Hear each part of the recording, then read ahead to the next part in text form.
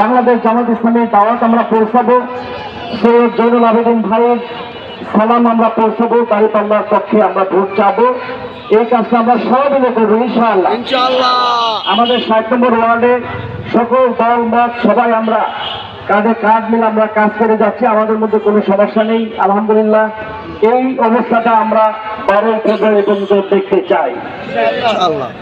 কেউ কেউ চিন্তা করেন, আমাদের কাছে মেসেজ আসে, কেন্দ্র দখল করার চিন্তা করেন, কেন্দ্রে ঝামেলা করার চিন্তা করেন, কেন্দ্রকে নিয়ে নানা রকম কুচক্র কারো কারো মাথায় আসে।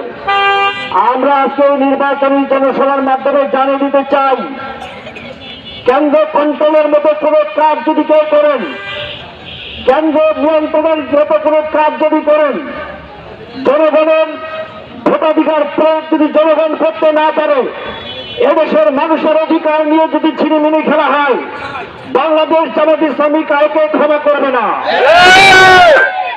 মানুষের অধিকার নিয়ে ছিনিমিনি খেলা আমরা পছন্দ করি না। যার ভোট সে দিবে, নির্বিঘ্নে দিবে, যাকে খুশি তাকে দিবে, এই নিয়ে যেন কারো মাথা ব্যথা সৃষ্টি না হয়।